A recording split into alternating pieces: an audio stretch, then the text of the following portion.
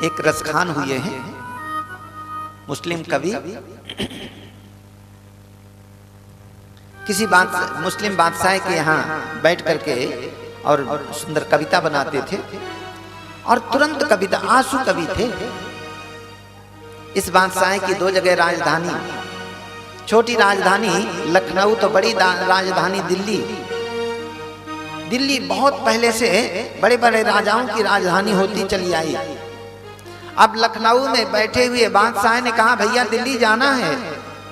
लोगों ने कहा कि भैया दिल्ली जाने के लिए दो रास्ते, एक तो सीधा हम वृंदावन से होकर के चले जाओ, एक तो अलीगढ़ से होकर के चले जाओ।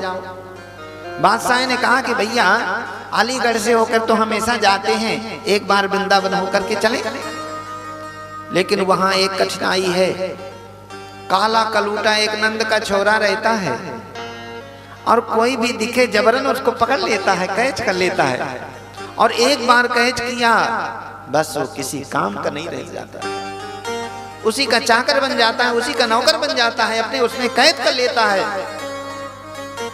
अब बादशाह ने सोचा कि होगा कोई डकैत, 10-20 लोग उसके गिरोह में होंगे और पकड़ लेता होगा। बड़े लोग बहुत ज्यादा रिस्क नहीं लेते, बोले भैया हमको क्या पड़ी है, अरे 10-20 किलोमीटर का अंतर ही पड़ेगा, अपन यहीं से चलते हैं। लेकिन रसखान ने कहा कि भैया तुम जाओ जहां से जाना है, हम तो वृंदावन से ही होकर जाएंगे। अरे भाई एक बार दिखेगा हाथ जोड़ लेंगे, प्रणाम कर लेंगे, लेकिन जाएंगे यहीं से। अब रसखान चल पड़े, लेकिन जो ही वृंदावन धाम की भूमि में प्रविष्ट हुए, वहां के वातावरण ने रसखान को झकझोर दिया। अरे रसखान ये प्रेम की भूमि है। देखा कि जगह जगह पर महाराज जय श्री कृष्णा जय श्री राधे की ध्वनि उठ रही है, और वृंदावन के वृक्ष को मर्म न जाने को, डाल डाल और पात पात में श्री राधे राधे हो। जगह जगह पर भगवान का संकीर्तन चल रहा है, जगह जगह पर भगवान की कथाएं चल रही हैं। रसखान ये प्रेम की भूमि है, यहाँ झुक करके चला जाता है, अकड़ के नहीं चला जाता, निबिया होके चल। अब रसखान तो कवि है, सब जगह का जायजा लेते हैं। देखे हिंदू धर्म में, सनातन धर्म में कितनी सत्यता है। एक जगह कथा हो रही थी, कथा में बैठ गए, सुनने लगे। देखे कैसा कहा जाता है इसमें, और इसमें सत्यता कहाँ तक है। वहां पर महाराज ध्यान योग के बारे में बताया जा रहा है, भगवान का ध्यान कैसे किया जाता है, और ध्यान यदि सिद्ध हो गया तो उसमें कितना आनंद की अनुभूति होती है वो भी बताया गया, कैसे कैसे अनुभूतियां होती हैं। 4 घंटे कथा सुनी, और सुनने के बाद एकांत में बैठ करके उसी नियम से जो ही ध्यान किया भगवान का, तुरंत भगवान की झांकी हृदय में आ गई। और जो ही झांकी हृदय में आई भगवान की, महाराज उस झांकी का दर्शन करने में इतना आनंद कि उस आनंद के सामने संसार का आनंद फीका पड़ गया। पहले दिन तो 5-10 मिनट की समाधि लगी, ध्यान लगा। 4-5 दिन में और थोड़ा स्थिति बढ़ी, 10 दिन में और थोड़ा सा बढ़ा समय, 1 महीने में आधा घंटे की समाधि लगने लगी। आधा घंटे महाराज ब्रह्मानंद में डूब जाते। आनंद बढ़ता गया ना, भगवान की कृपा कैसे होती है। 2 महीने बीत गए, रसखान की 1.5 घंटे की समाधि बिल्कुल सिद्ध हो गई। जब बैठते एकदम 1.5 घंटे बिल्कुल परमानंद में डूब जाते। अब तो महाराज मैं कोई कवि था, किसी बादशाह का सेवक था, ये सब भूल गए। ब्रज की गलियों में ऐसे डोलने लगे, राजसी वेशभूषा को उतार करके रख दिया। अब मैं संसार के काम का नहीं, अब तो केवल भगवान के चरणों में जीवन बीते, यही लालसा है गोविंद। रास्ते में जो फटे चिट्ठे कपड़े होते हैं उनको इकट्ठे करके एक गुदड़ी बना ली, उसी गुदड़ी को ओढ़ करके अपना गुजारा होता। ब्रज रज लगा करके महाराज खुले आकाश में बैठे रहते, भगवान का चिंतन करते रहते। 2 महीने तक यदि जब रसखान नहीं पहुंचे दिल्ली, बादशाह ने कहा भैया रसखान अभी तक लौट करके नहीं आए। किसी ने कहा हमको तो लगता है बिल्कुल वो नंद के छोरा ने पकड़ ही लिया उसको। अरे नहीं, अगर न पकड़ा होता तो 2 महीने का समय बहुत होता है। यहां से केवल 5 दिन का रास्ता है, 10 दिन लगा लो, 20 दिन लगा लो, लेकिन 2 महीने तक नहीं आए।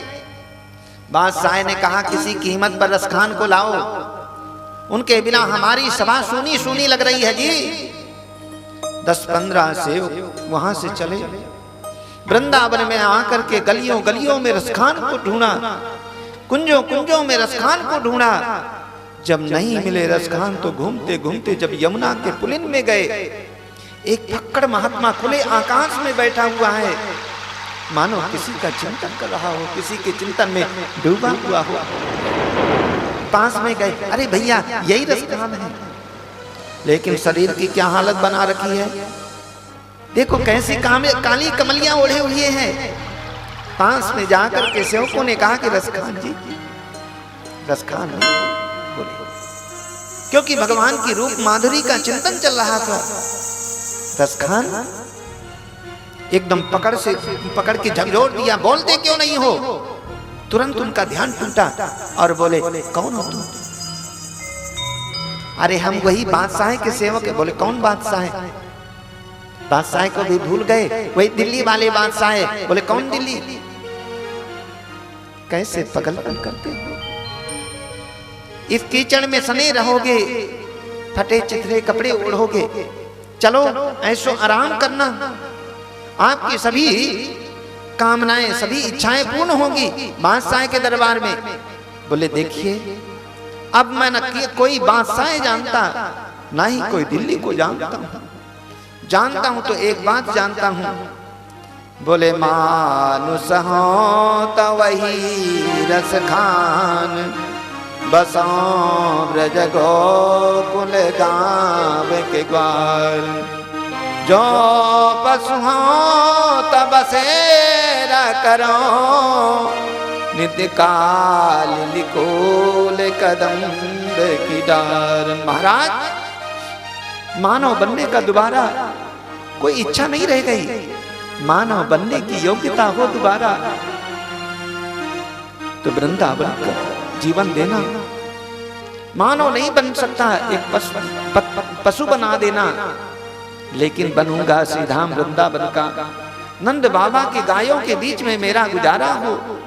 पशु भी नहीं बन सकता, एक पक्षी बना देना, लेकिन पक्षी बनना चाहूंगा श्री कदम्ब के वृक्ष का। कदम्ब के वृक्ष में मेरा निवास हो। और पक्षी भी नहीं बन सकता जी, एक पत्थर बना देना, लेकिन पत्थर कहाँ का बनना चाहूंगा? श्री गिरिराज जी महाराज का। इसके अलावा और कुछ इच्छा नहीं। बादशाह के सेवकों ने कहा कि क्या पागलपन की बात करते हो, चलो ऐसो आराम करना। बोले नहीं समझोगे, यहां का सुख नहीं समझोगे। आल कुटी अरुकावरिया पे मैं राज हूँ त्रिपुर को विश्राम, आठों सिद्धि नौ निधि को नित्यानंद की गाय चराय विसारो। एक काली कमली में जो आनंद है वो भवनों में आनंद नहीं है। नंद बाबा की गायों के बीच में रहने में जो आनंद है, अष्ट सिद्धियों और नौ नदियों में वो आनंद नहीं प्राप्त हो सकता।